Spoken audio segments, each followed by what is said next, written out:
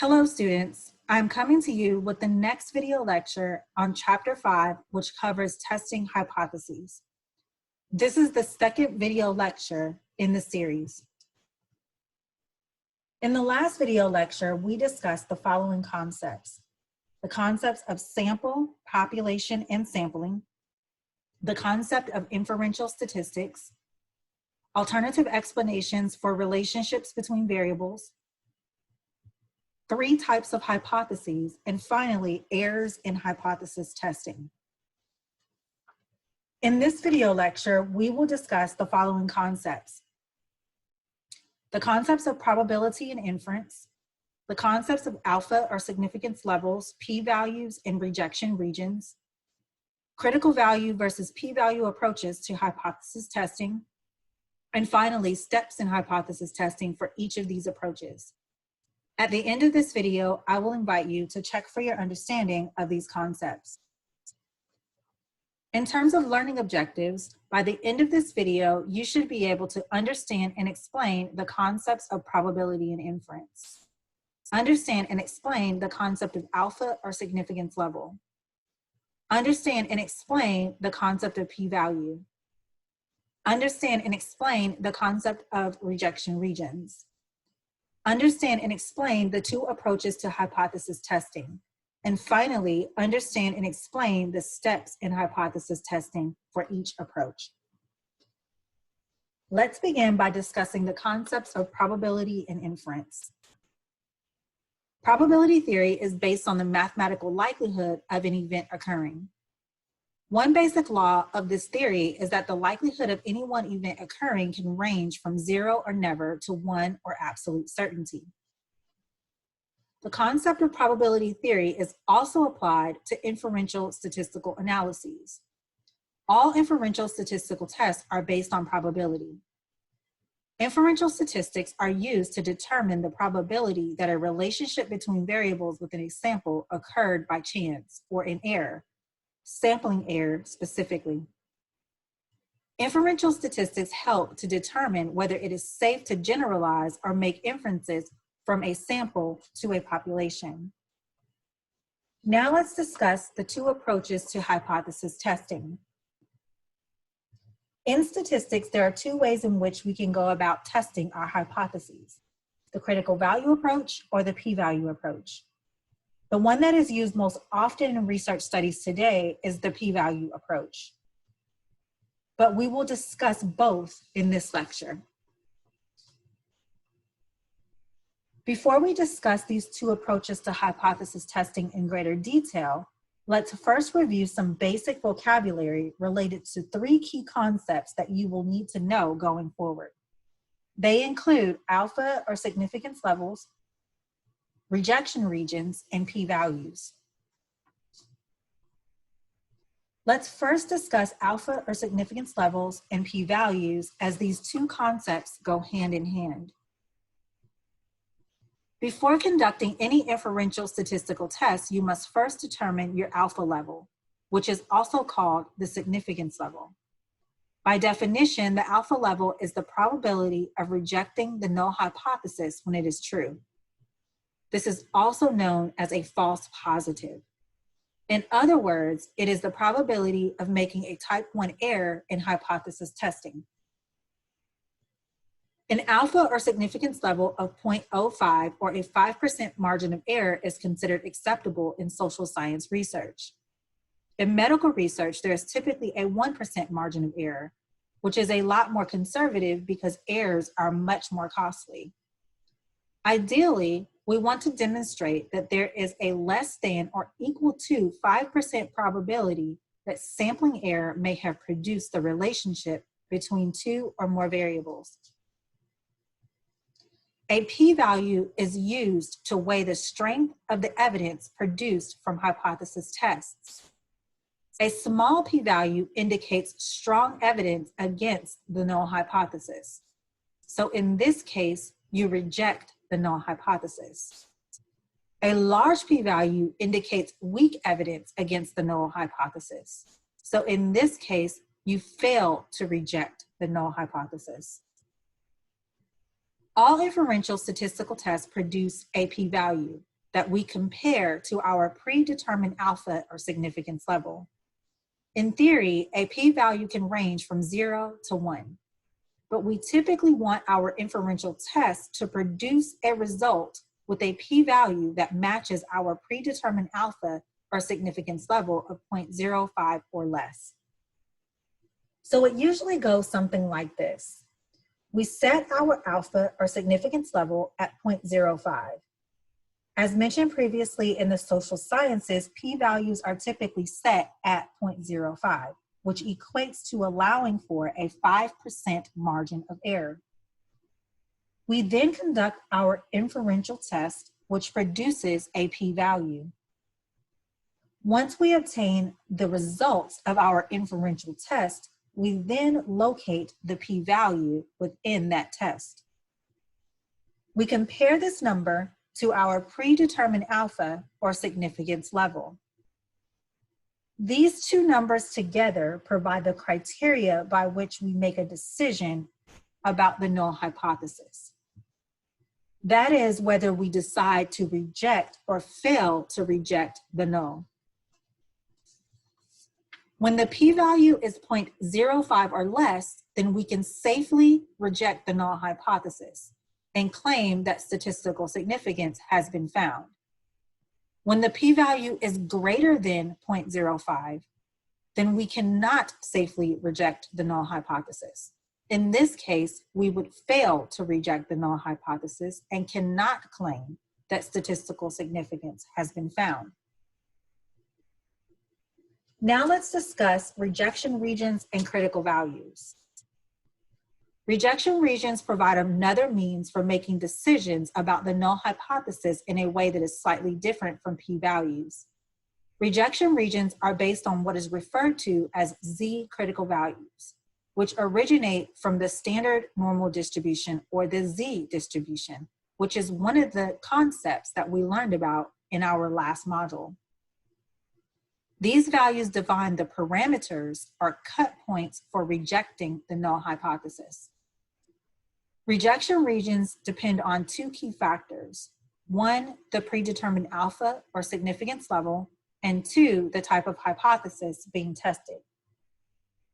As shown in the table below, if our research hypothesis is two-tailed and our predetermined alpha or significance level is set at 0.05, then the Z critical value or cut points fall at positive 1.96 and negative 1.96.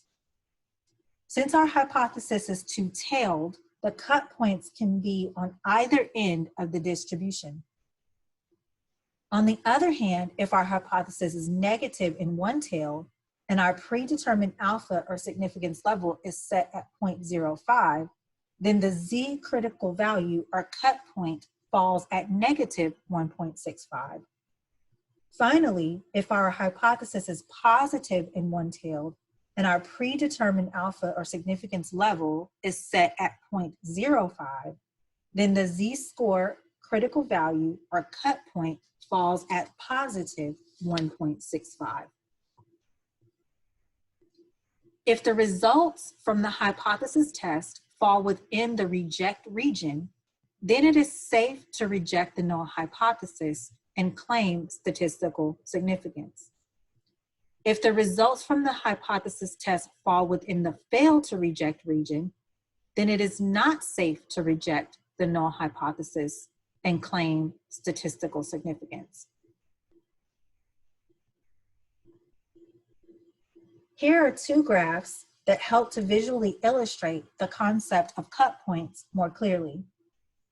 Bringing all of this together for a positive one-tailed research hypothesis, if the results of the hypothesis test fall above a Z-score of positive 1.65, we would reject the null hypothesis and claim statistical significance. On the other hand, if the results of the hypothesis test fall below a Z-score of positive 1.65, then we would fail to reject the null hypothesis and cannot claim statistical significance. The same is true for a negative one-tailed hypothesis. For a two-tailed research hypothesis, if the results of the hypothesis test fall below a z-score of negative 1.96 or above a z-score of positive 1.96, then we would reject the null hypothesis and claim statistical significance. On the other hand, if the results fall within the fail to reject region, then we would fail to reject the null hypothesis and cannot claim statistical significance. Now that we have reviewed all of the key concepts, let's discuss the steps in hypothesis testing for the p-value approach. Here are the 6 steps in the p-value approach. We will walk through each of these steps one by one. The first step in the process is to state the null and research hypothesis. Let's say, for example, that we want to examine the relationship between gender and self-esteem. In this case, our null hypothesis may be that there will be no statistically significant difference between male and female elderly ages 60 years and older with regard to their levels of self-esteem. Notice that the null hypothesis always says that there will be no statistically significant difference. Now let's say that our research hypothesis is one-tailed. In this case, it may be that female elderly will have significantly lower levels of self-esteem than male elderly. Notice that because our hypothesis is one-tailed, that we have utilized directional language. Specifically, we have stated that female elderly will have significantly lower levels of self-esteem than male elderly. In these hypotheses, the independent variable is gender, which is measured at the nominal level, and the dependent variable is self-esteem, which is measured at the interval level. In step 2, we must set our alpha or significance level. Remember that the predetermined alpha or significance level is always set at p is less than or equal to 0.05 in the social sciences. In step 3, we must compute the test statistic. In other words, we must run our hypothesis test.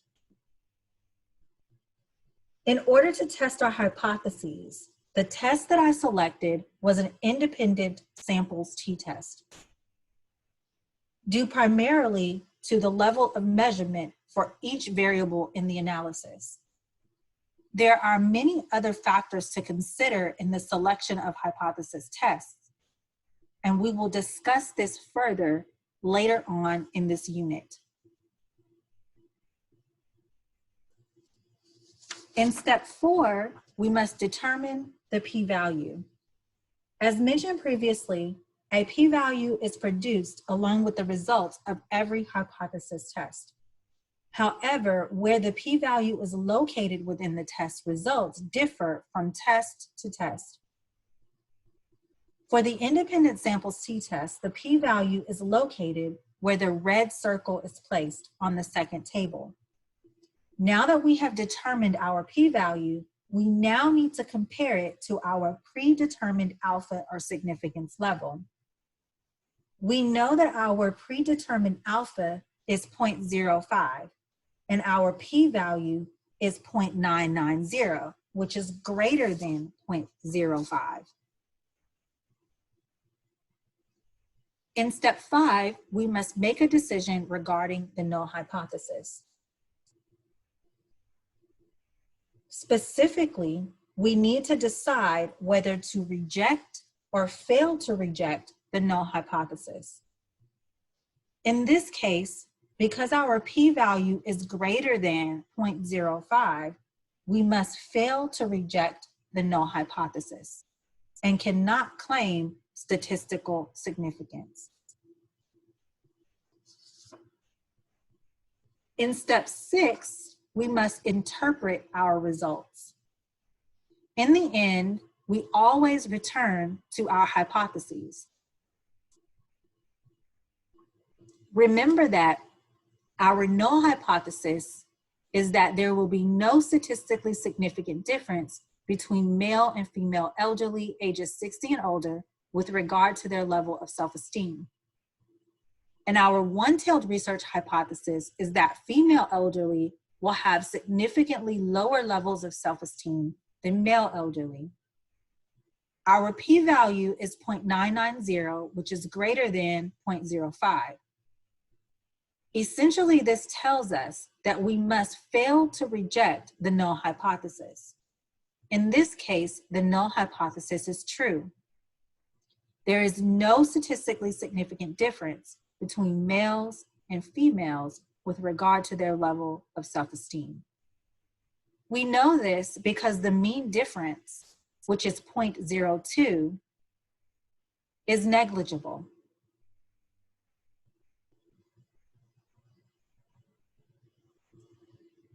Now let's discuss the critical value approach to hypothesis testing.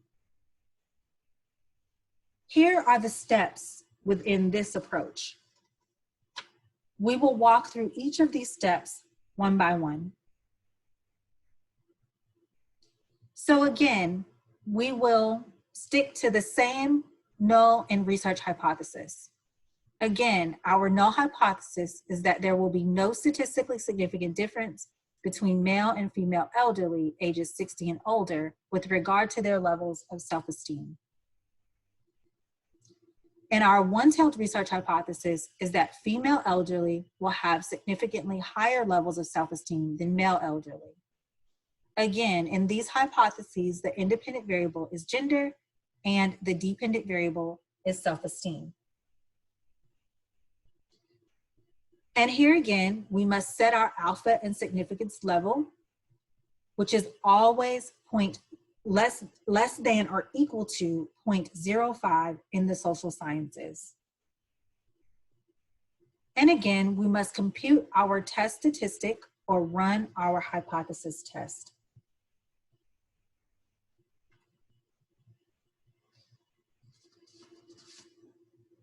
Now, this is where the steps become a bit different in comparison to the p-value approach. In step 4, we must determine the critical value or the z-score critical value. For a positive one-tailed research hypothesis with an alpha or significance level of 0.05, the z critical value or cut point would be positive 1.65. In step 5, we must make a decision, again, regarding the null hypothesis. And here again, we see some slight differences from the p-value approach in terms of how we go about making this decision. As you can see, the mean for males and females fall within the fail to reject region. Therefore, we must fail to reject the null hypothesis.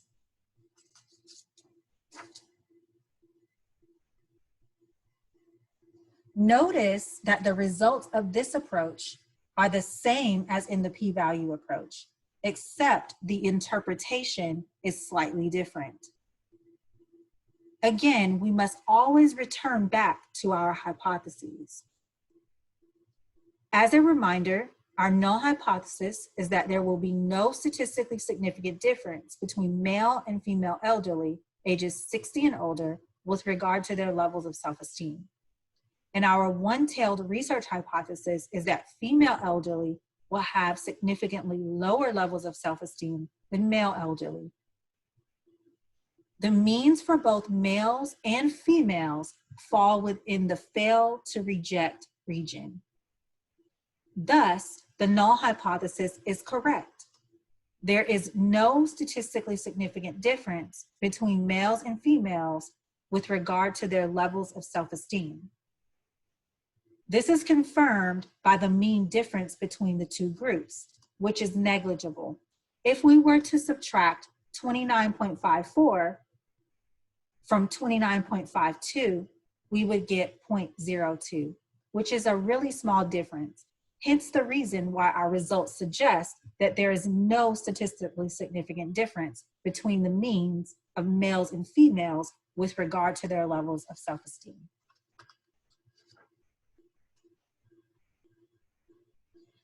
In summary, in this video lecture, we have discussed the following concepts: probability and inference, alpha or significance levels, p-values, and rejection regions, the critical value versus the p-value approach to hypothesis testing, and finally, the steps in hypothesis testing for both the critical value approach as well as the p-value approach.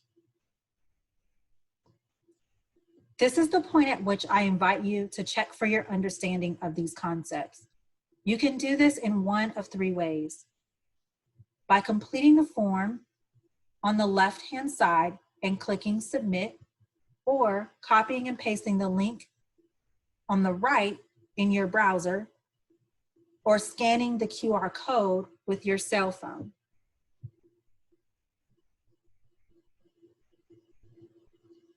I hope this has been helpful, and I look forward to seeing you in the next class.